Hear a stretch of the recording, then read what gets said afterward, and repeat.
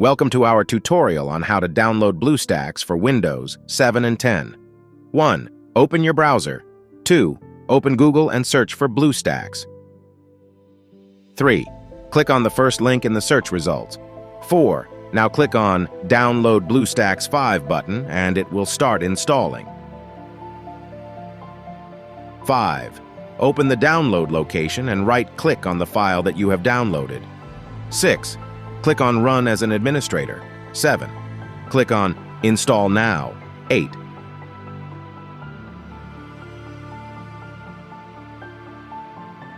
Click on the BlueStacks icon on your desktop after the installation is complete. 9. Allow all the permissions. 10. Now it will show different icons. Click on the Play Store icon and it is ready to use. Congratulations! You have successfully learned how to download BlueStacks for Windows 7 and 10. Thank you for watching our guide.